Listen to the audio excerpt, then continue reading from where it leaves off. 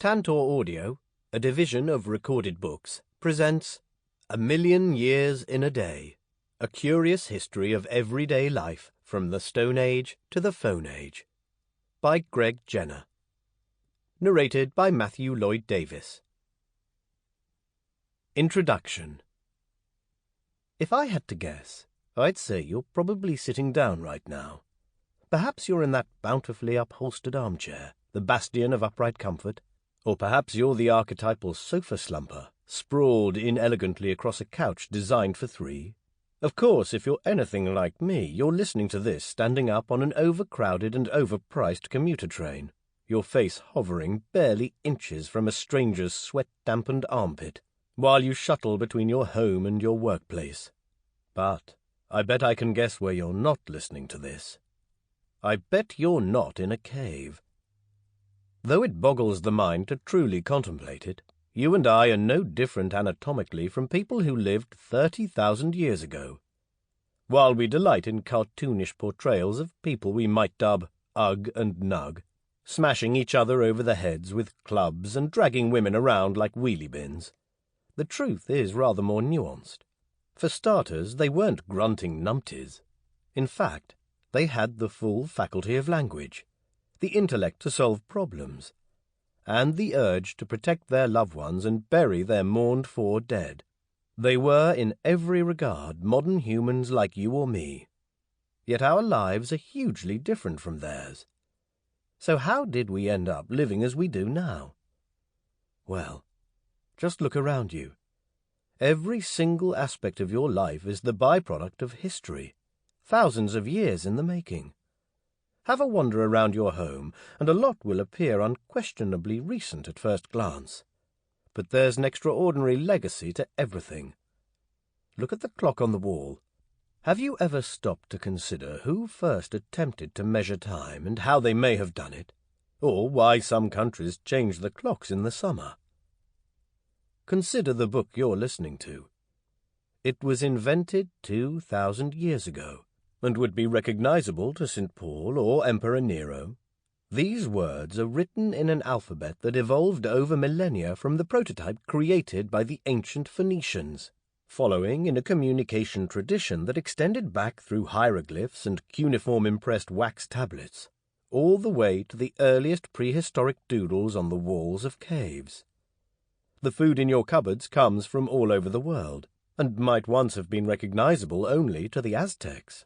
The clothes in your wardrobe might have been woven from fabrics first planted 5,000 years ago in ancient India, and your bedsheets could have a lot in common with the linen underpants worn by King Tutankhamun in the distant Bronze Age. Every day of our lives, most of us rotate through the same ritual habits that humans have been repeating for millennia. Getting out of bed, going to the toilet, grabbing some breakfast, washing our bodies, choosing our clothes, telling the time, communicating with others, eating together, having a drink, cleaning our teeth, getting into bed and setting the alarm clock. All of these daily events bring with them a story written over countless generations by our predecessors.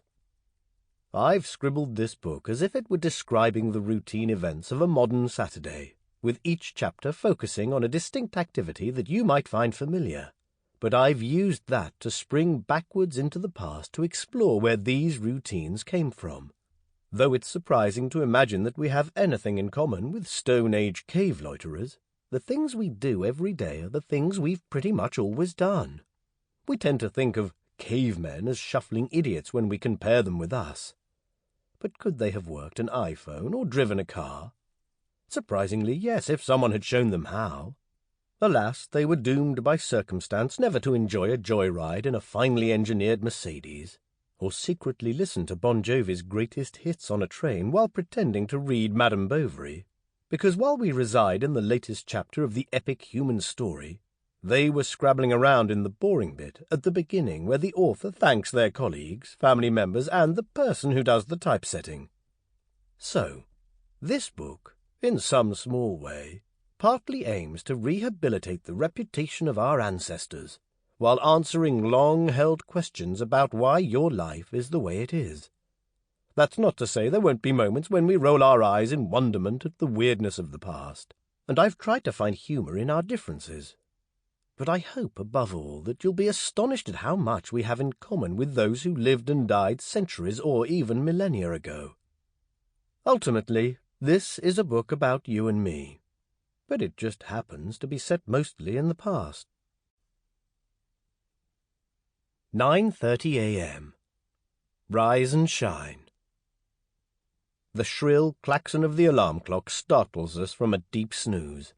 We lift our head from the warm pillow, our moistened drool pooling in its folds, and prise apart our gunk-glued eyes to squint at the time, desperately hoping the clock has malfunctioned and there are at least 2 more hours of slumber available. Sadly, a corroborating glance at our mobile phone proves it's definitely time to get up. Why does the clock's testimony matter so much? Why don't we just go back to sleep until we're fully rested? Well, because time is the architecture that governs the rhythm of our existence, and to ignore it is to invite chaos into our lives. Yet, though time is a stable entity that has reliably flowed for millions of years, its measurement has always been a tricky conundrum. Our strict division of standardized units, seconds, minutes, hours, days, weeks, months, years, is not a universal law echoed through eternity, but an agreed-upon rubric adopted over the course of many centuries in a desperate attempt to avoid mind-scrambling confusion. In fact, to delve into the history of timekeeping is similar to watching a Belgian soap opera without the subtitles. At first it's baffling, but slowly it becomes strangely compelling. Good day. Today's Saturday, and we know that because yesterday was Friday. But what do we mean when we talk about a day? The English language is often dubbed the most bountiful of all, with an ever-swelling vocabulary, so it's faintly ridiculous that in English-speaking countries we deploy one word, day, to mean 2 different things. 1, a 24-hour rotation of the Earth on its axis, and 2, the opposite of night. Despite it clearly being a communication trip hazard, we persist with this clumsy inelegance because we're proudly stubborn and clearly a little bit thick. Many other languages don't go in for such silliness. The Dutch, for example, sidestep confusion with 2 words instead. Dag, the daylight hours, and etmaal, 24 hours, while Bulgarians, Danes, Italians, Finns, Russians, and Poles all do something similar. But the closest English speakers get to etmaal is with the ludicrously thrilling nykthemeron, night and day in Greek, a name more befitting a Finnish heavy metal band. I've never actually heard it used in conversation, and even scientists ignore it. So it's become the undernourished pet of etymologists who take it out of the box at special occasions to coo at its grandiose absurdity. But Anglophones muddle through regardless, or occasionally move the goalposts by measuring time's duration in nights instead, as when we book hotel rooms, by cunningly deploying the Anglo-Saxon word fortnight to indicate a block of 14 nights in a row. But even this doesn't entirely work, because the travel agent will inevitably ask, "Is that 14 days, 13 nights?" And we have to start counting it out on our fingers like kids learning their times tables. But let's not judge too harshly, as it's partially an inherited failing. Terminology for what constitutes a day has always been an awkward problem. In the 3rd century, the Roman philosopher Censorinus argued that the 24-hour cycle should be named a civil day, while daylight hours should instead constitute a natural day. While this was seemingly sensible, a gaggle of meddling 7th-century pedants sowed confusion by switching natural day to instead mean the 24-hour rotation cycle, and introducing artificial day to cover the daylight period. But don't bother committing these definitions to memory in the hope of wowing your friends, because modern astronomy has once again reverted to using a civil day to describe a full rotation of the Earth. Consequently, natural day has gone from meaning 2 separate things to now meaning nothing at all, while artificial day is now what comes out of a light bulb. Got that? No, me neither. But I'm afraid almost nothing in this chapter is simple, not even the definition of when a day begins and ends. in the midnight hour. Opening our tired eyes wider, we see that the sunlight is streaming through a chink in the curtains, so it's definitely the morning, except daylight is not a prerequisite for morning, is it?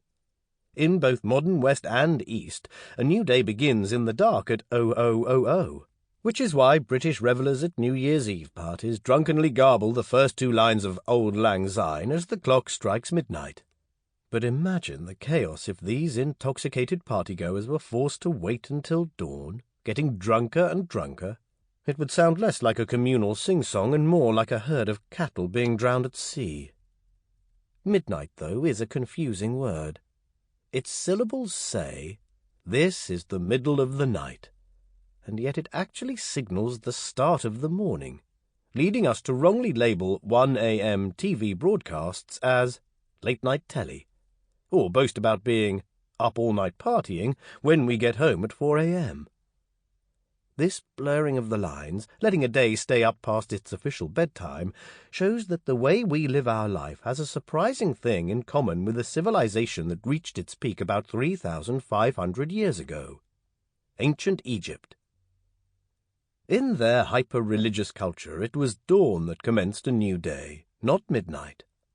Consequently, the sunrise was heralded as a sacred event, the beginning of the daily commute undertaken by the sun god Ra, in which he charged across the sky in his chariot and then had to fight an epic battle with the serpentine chaos god Apophis.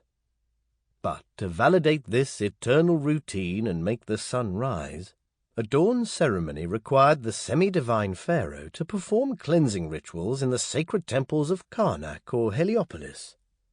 In practice, a proxy likely stood in for the king, who may often have been elsewhere in the empire, though it's very tempting to enjoy the mental image of a priest hastily having to mumble the half-remembered words, while anxious servants desperately try to haul a grumpy Tutankhamun out of bed. But beginning a day at dawn wasn't a universal ancient custom. 4,000 years ago, the Babylonians, the occupants of majestic cities in what's now Iraq, shared much in common with their Bronze Age Egyptian neighbours. But their new day commenced at dusk, moments before they went to bed. This was later mimicked by the ancient Greeks, Celts, Germanic tribes, and even medieval Italians, who knew this timekeeping system as Florentine reckoning, which is a great title for a murder mystery novel, just in case you're planning one. Neither is this a relic from the long-dead past, as an Orthodox Jew will still observe the Shabbat between Friday sundown and Saturday dusk. So how did the modern world end up with the midnight cut-off point? The answer is probably from the Romans, who divided the day and night into 2 blocks of 12 hours. Of course, the big question is who invented timekeeping in the first place. Did a Sumerian just wake up one morning, decide that it was 7 a.m., and everyone else just shrugged in nonplussed agreement? That seems unlikely. I think we might have to go further back to find an answer. The Clock in the Sky. The Makapan Valley in the Limpopo province of South Africa is one of those gorgeous landscapes that looks like it's been digitally rendered by a Hollywood FX artist. It's a lush, V-shaped valley, sprouting with green trees that turn russet in the autumn, and you wouldn't be entirely surprised to see pterodactyls swooping overhead. Jutting out of the forests are imposing limestone hills, in which a network of caves was slowly carved by ancient water erosion, and it's in these secluded shelters that archaeologists have discovered some extraordinary prehistoric remains, including the bones of one of our earliest ancestors, Homo australopithecus. Here, 3 million years ago, one of these diminutive upright creatures must have noticed the lengthening shadows in the evening gloom and waddled off to the safety of the caves. Though the stone walls may have offered temporary shelter, they couldn't prevent the inevitable, and the sheltering hominin breathed its last breath within the limestone cavern, only to be rediscovered by paleontologists in the 20th century.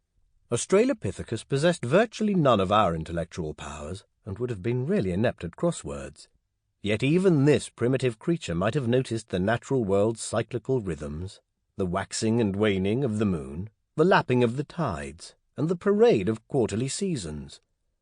The earth ceaselessly revolves on its axis, flooding our lives with light and darkness like an incessant heartbeat, and Australopithecus could have relied upon the sun's arced journey through the sky each day, knowing it would return after dark.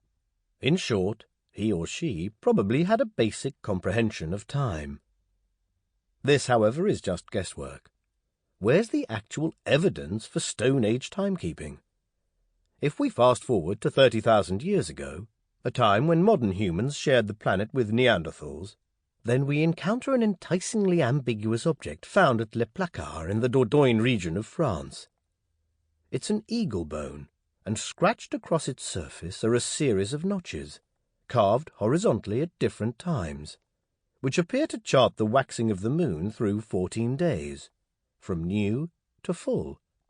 It's sorely tempting, therefore, to refer to this bone as the world's oldest known calendar.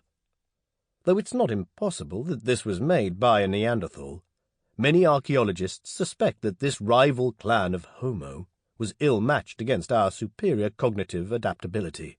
They were the Judge Dredd to our Sherlock Holmes.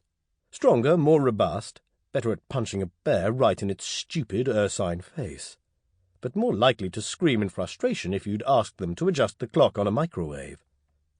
Instead, it was probably a human like us, an inventive Homo sapiens brimming with natural curiosity, who conceivably peered at the moon in wonder and decided to chart its phases on a bit of bone salvaged from last night's dinner, taxing its refined brain in the pursuit of elemental understanding about how the cosmos functioned. But then again, maybe it was just someone doodling while having a poo. After all, just because we are using our clock to measure time in a uniform way doesn't mean our ancestors did. Even just a couple of centuries ago, there was a major temporal shift that dramatically chucked out the 24-hour clock we hold so dear. Vive la Révolution! The year was 1793. And France was in the grip of a violent revolution. King Louis XVI was already minus his head, having fallen victim to the guillotine that would soon stain the Parisian cobbles with a scarlet treacle of noble and peasant blood, and European politicians were gawping in horror at the tumult which might infect their own populace at any moment. The world was aflame with big ideas, and French society was being redrawn on a blank sheet of paper by a cadre of radical intellectuals fired up by Enlightenment philosophy. Nothing would escape their gaze, and even time itself was about to get a top-down redesign. For over 4,000 years, the duodecimal mathematics of the Babylonians had stubbornly prevailed. But why had it been based on the number 12 and not 10? Well, 10 is only divisible by integers of 2 and 5. Whereas 12 is divisible by 2, 3, 4, and 6, making it much more versatile in mathematical calculations. What's more, the use of a lunisolar calendar, based on observation of both the sun and the moon, relied on there being 12 lunar phases per year, with a 13th leap month chucked in every 2 or 3 years. So 12 was the numerical cornerstone of the universe. Logically, therefore, time should operate in a duodecimal rubric, with 60 seconds in a minute and 24 hours in a day. But that was ancient thought, and this was 1793. The French Revolution wasn't just about bewigged aristos getting their comeuppance from a hungry mob.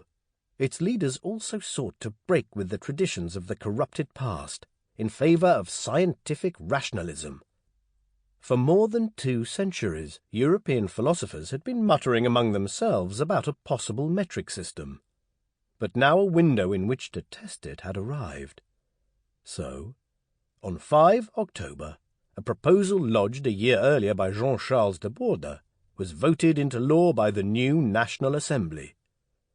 The 24-hour day was suddenly chopped up into 10 distinct hours, with each hour comprising 100 minutes, and each minute lasting 100 seconds. As you might have guessed, the rest of the calendar was also carefully redrafted, so weeks became 10-day decades, thereby unintentionally mirroring the ancient Egyptian week. And the year shrank to 10 newly christened months with splendidly prosaic names like Ventose, the windy month, which referred to blustery February rather than the Christmas period when we often find ourselves embarrassingly gaseous from overindulgence. This decimalized timekeeping was proudly pronounced as evidence of French innovation. But in fact the ancient Chinese had already dabbled with it for centuries until, somewhat ironically, they'd been convinced to ditch it by European merchants. Clearly the French authorities had not received the memo. Soon they would regret their ignorance. Yes, metric time was woefully unpopular, and despite attempts at appeasement by building hybrid clocks showing both 24 hours and 10 hours on their faces, this endeavour was widely considered a literal waste of time. Mass guillotining the French could just about stomach, but 10-hour clocks? Madness! Embarrassingly for all involved, the much-vaunted decimal revolution endured barely 18 months, or was it 14 decimal months, before being hastily replaced by good old duodecimal time. "But hang on a second," I hear you exclaim in unison. "What was that bit about the Egyptians having a 10-day week? That's not duodecimal." Yeah, about that. Now's probably a good moment to get to grips with the how of horological history. You might need to concentrate for this bit, so make yourself comfy. It's about to get fairly technical. Seasons in the sun. If we were to look at a calendar on our wall, we would see that our system allots 7 days to each week, imitating that of the Babylonians. But Egyptians fused that custom with their own innovations to produce a separate timekeeping system. Unlike the Mesopotamians, they chose to cram their annual calendar with 36 weeks of 10 days, leaving a spare 5 bonus days to be arbitrarily tacked on at the end. What's more, having 10-day weeks also meant they preferred to recognize only 3 seasons of 4 months, instead of 4 seasons of 3 months. This was mostly due to the River Nile's capricious mood swings that brought annual flooding during a large part of the year, and resulted in a calendar carved up into agricultural cycles of flooding, crop sowing, and harvesting, rather than our spring, summer, autumn, and winter. But how was a day parcelled up? Well, an Egyptian 24-hour Nycthemeron, it's just such fun to type, was not defined like our 2 daily halves of 12 hours, but as 4 phases. 1 hour of half-light, followed by 10 hours of daylight, chased by another hour of half-light, and then 12 hours of darkness. The big questions, then, are whether Egyptians could measure hours, and, if so, how? The answers are an exultant yes, and it's complicated, but basically it involved the sky. When it came to daylight hours, sundials were the preferred technology, and we'll get to those shortly. But it's the night hours that were much harder to track, which is what makes the Egyptian solution so ingenious. Written in the stars. Have you ever gazed at the stars just before the dawn? As romantic 18-year-olds, my friends and I thought we'd do it on the first morning of the new millennium. We'd quite literally parted like it was 1999, and then we drunkenly clambered up a hill to watch the sun rise on this glorious new epoch. Sadly for us, the sky was cloudy, and the glorious sunrise was ruined by the orange glow of Sevenoaks streetlights. So we trudged back to the house and ate donuts instead. So much for romance. But if we'd chosen a less light-polluted promontory and a country with better weather, we might have glimpsed something known to astronomers as heliacal rising. Just before the dawn, certain stars called decans briefly peek over the eastern horizon. These groups of 36 constellations drift westerly each day by a single degree, appearing each morning slightly further across, until they pass out of view for a whole year. A new star peeps like a curious meerkat over the eastern horizon every 10 days. Hence the name. Dekanoi means tenths in Greek. And this possibly influenced the Egyptians to choose a 10-day week. But what does this have to do with telling the time? Well, scribbled on sarcophagi and inscribed on tomb walls, ancient Egyptian scholars left behind their star charts and calendars, which have allowed modern archaeoastronomers to decipher their cunning system for turning heliacal rising into a nocturnal clock. The diagonal star table at first glance, and several increasingly confused glances after that, resembled what might happen if an unfortunate software glitch converted a bus timetable into hieroglyphs. Running horizontally along the top of the chart were the 36 weeks of the year, each of which contains 10 days. And below each of these 36 columns were symbols representing when each decan was visible in which week of the year. In the simplest terms possible, if you knew what the exact date was, the diagonal star table allowed you to match the position of a specific decan star in the sky to the data in the chart, thereby revealing the approximate hour. In around 1500 BCE, this system was replaced with an even more complex alternative called the Ramesside star clock, which sounds like the name of a 1970s prog rock album. Its most notable novelty was that it required the year to be divided into 24 months of 15 days, and focused on a new gaggle of 47 hour stars. Also, to look at this design again, depicted on tombs and sarcophagi, is to wonder if we're staring at the instructions for a complex board game. At the bottom of the image is a kneeling male priest in a nifty linen kilt, and above his head is a checkered grid comprising 7 vertical transecting lines, resembling a sort of archaic chessboard, in which star movements could be charted. As far as scholars can tell, a budding astronomer was supposed to mimic the position of this priest, holding perhaps a plumb bob in his outstretched hand and using his own body parts as comparative references for the positions of these stars, lined up to the vertical lines. Perhaps he was also meant to squat over a pool of water to reflect the stars above him as he did so. The debate rages on. The wonky hours. Tracking the transit of stars was a cunning response to the thorny problem of nocturnal timekeeping, but an Egyptian hour was not a standardized unit like our 60 minutes. Instead, it stretched and shrank to match the seasons.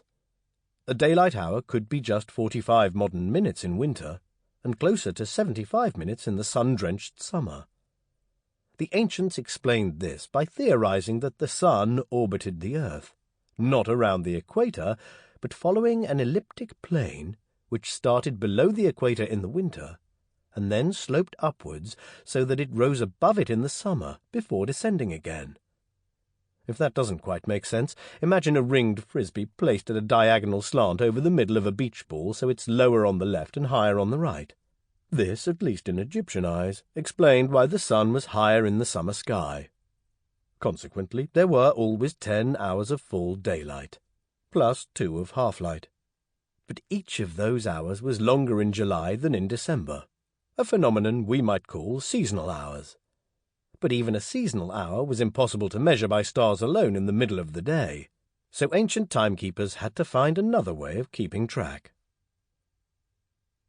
Give me sunshine.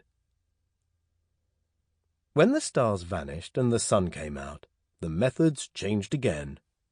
Herodotus, the ancient Greek writer often dubbed the father of history, claimed it was those cunning Babylonians who first conjured up the sundial, but it probably sprang up independently in various cultures, as the basic technological requirements are little more than an upright stick poking out of the ground. Anyway, if I asked you to name a famous ancient sundial, you wouldn't plump for anything Babylonian. But if you live in Paris, London, or New York, then you might suggest an Egyptian example that you've often walked past, and not one secreted behind glass cases in museums, but proudly erected in the open air. What am I referring to? Well, they're popularly nicknamed Cleopatra's Needles, despite having nothing to do with the famous queen.